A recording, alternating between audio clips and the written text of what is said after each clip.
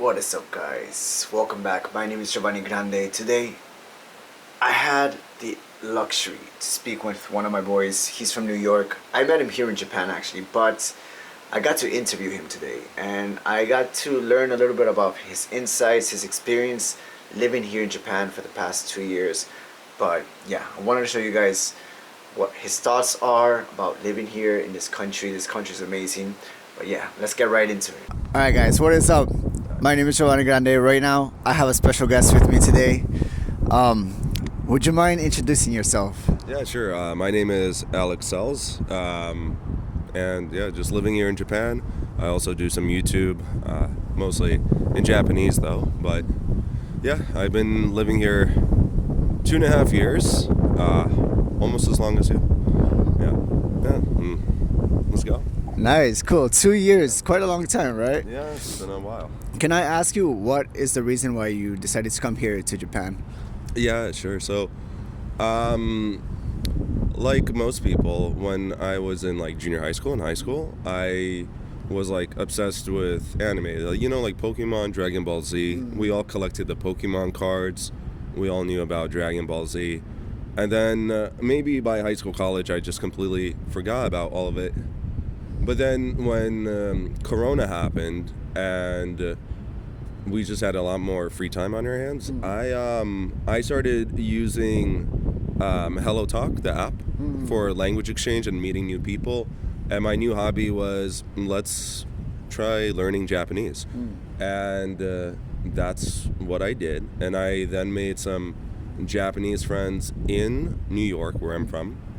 And then that took me to Japan in a weird way. My friends recommended, there's a lot of people that teach in Japan. It's a really easy way to get into Japan and just start your life. And that's exactly what I did. And now I'm here. Yeah. Cool. So while you were in New York, you were studying Japanese, right? So prior to coming to Japan and when you finally arrived, did your own personal Japanese come to a surprise to you, or how did you feel about that? When I first came to Japan, I was maybe a little bit too cocky and I thought I had good Japanese, and turns out I had shit Japanese. It was really bad.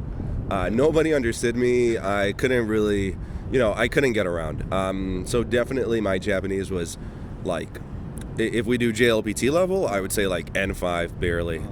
And I was just able to say konnichiwa and just ohayo gozaimasu, and then watashi wa ariksu to mochimasu yoroshiku onegai shimasu, which is very textbook, instead of just ariksu desu yoroshiku. So it was horrible. It was really, really bad. Yeah. So I thought it was good. And of course, Japanese people said, Nihongo jozu, Nihongo jozu, ne? So they all told me, yeah, Alex, your Japanese is amazing. It's perfect. But it was shit. It was really bad, yeah. Nice. Yeah, it was horrible Japanese. How would you rate your Japanese right now at maybe a textbook, N5, N4, N3 type? Now, I would say I'm conversational level. I did pass the N3, JLPT N3. But I would say I'm probably N2. And I can talk, I could do a detailed conversation in Japanese. I could explain most problems, only if it's really odd vocabulary, like we're doing the hospital or we're doing technology. I might not be able to talk about that because my vocabulary is still not there. So, yeah. But I think right now, maybe around N2. Nice. Yeah. So next question, what is it that you like about Japan so far? You've been here for about 2 years, you said, right? Yeah. So what are your favorite things about being here in this country? Well, I love the food and the price of the food. I love the price of rentals. It's really, you can live by yourself spending only $300, $400. And even if you pay more, it's for $1,000 to get such a big place. Yeah. The food is super good. Travel is easy. You can go on Shinkansen and just go to Osaka, go to Kyoto. I've been to Kyushu. I guess the travel aspect I really enjoy. I enjoy the food, and the people are great in Japan. Everyone's really nice, and you're a New Yorker like me. New Yorkers are very like individualistic mindset. So they don't really think about you or how you're feeling, which is kind of annoying. And in Japan, you don't really deal with that. It's kind of like a group mindset, which I think I prefer. Yeah. Interesting. Yeah. So you say you've been traveling around Japan. What's your favorite place that you've been to so far? Do you prefer other places versus, like, right now we're in Yokohama, right? What do you think? I still think Yokohama is like home base. It's one of the best places. Like, unlike Tokyo, it's busy, but you have space, and you don't have a bunch of really young people that are just noisy and disruptive and kind of annoying. But I also really enjoy Gion in Kyoto, Kurogawa in Kyushu, which is an onsen town. And I like to, like, if it's party time, I like to go to Osaka, like for Halloween or big events. So, yeah. But I still need to see more places. I need to see, like, Sapporo, Okinawa. I haven't been there yet. So there's still a bucket list and places I want to see, I think. Yeah. That's what's up. All right, next question. All right, some would argue that Japan is a difficult place to live, hard life to live, you know? Have you gotten used to the lifestyle here, like, in terms of, like, socially, culturally? What are the difficulties that you face or maybe are facing right now to this day? Yeah, so I think right now I don't face much difficulty, but my first difficult thing was, I'm a teacher like you, and when I was in the Shokuin Shitsu, which is the room where all the teachers are, because my Japanese was still like N4, N3, I couldn't socialize with anyone, and you just hear all this banter, and you can only guess what they're saying. But, like, sometimes you'll even hear your name in Japanese, but then you don't know what the fuck they're saying about you. But once I reached the point where I can understand everything they're saying, I realized it's not so bad. And I started getting incredibly comfortable. Aside from that, there's still some, like, racism going on. Like, if you're trying to find a new apartment, there's some establishments, they won't cater to foreigners, so you have to find foreigner-friendly establishments. But for the most part, I think after like 2.5 years, I've gotten used to it, and now I feel like pretty comfortable.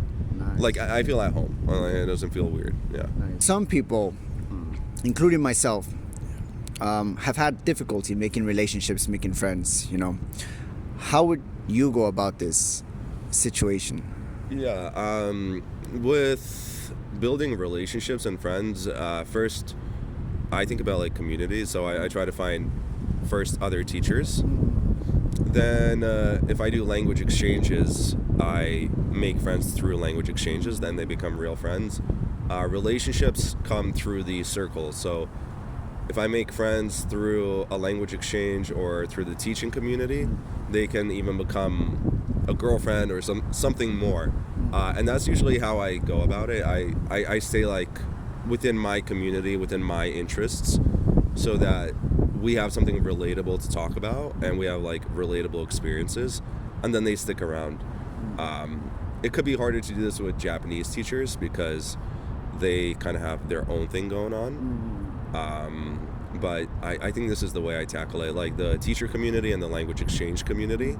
And then through those channels, those people might bring you to a party or a social event, then you make even more friends. And then I feel fine. I feel like I always have a community or somebody to chat with. Yeah. Cool. Nice. Yeah. All right, cool. Next question.